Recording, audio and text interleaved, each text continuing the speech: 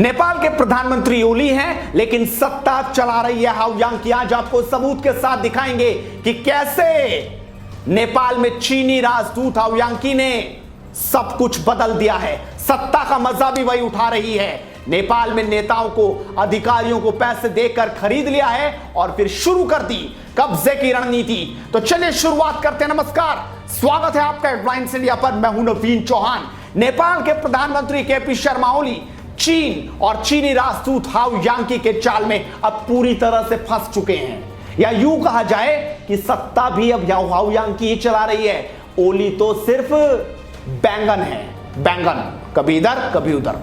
चीन नेपाल की जमीन पर कब्जा कर रहा है और नेपाली पीएम ओली मौन है।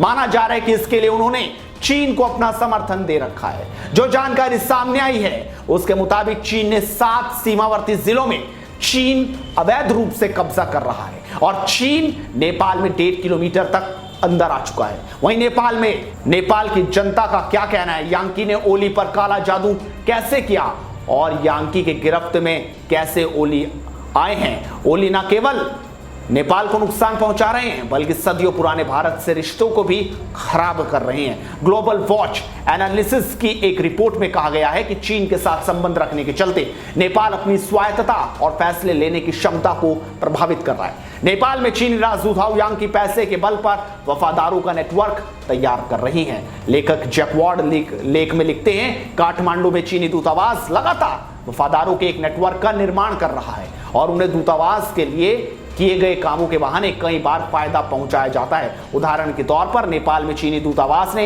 एनसीपी के सदस्य राजन भट्टाराई को नेपाल भारत के संबंधों पर एक रिसर्च पेपर के लिए 1.5 मिलियन नेपाली रुपए का कॉन्ट्रैक्ट उपहार में दिया है। राजन पीएम केपी शर्मा ओली के विदेश मामलों के सलाहकार हैं। इस फोटो के जरिए आप समझ सकते हैं, इस आर्टिकल के जरिए समझ सकते हैं। जो सबूत आपको अपनी स्क्रीन पर दिख रहा है ये वही है।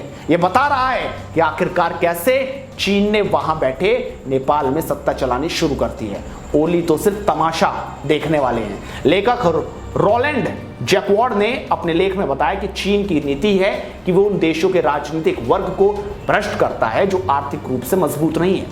इसके साथ ही उन्होंने ये भी बताया कि कैसे नेपाल की विदेश नीति चीन की विस्तारवादी रणनीति का शिकार हो रही है। पिछले साल जनवरी में जिस दिन चीन ने वेनेजुएला पर आर्थिक प्रतिबंध लगाने के लिए अमेरिका के कदम की निंदा की थी, सत्तारूढ़ नेपाल कम्युनिस्ट पार्टी ने भी एक ऐसा ही बयान जारी किया था। यानी कि आप अंदाजा लगा सकते हैं कि चीन की विस्तारवादी नीति नेपाल पर किस कदर हावी हो चुकी है। हाउ यांकी किस तरह से नेपाल के प्रधानमंत्री ओली को अपने जाल में फंसा चुकी है और अब सत्ता का मजा उठा रही है और चीन नेपाल की सत्ता चला रहा है।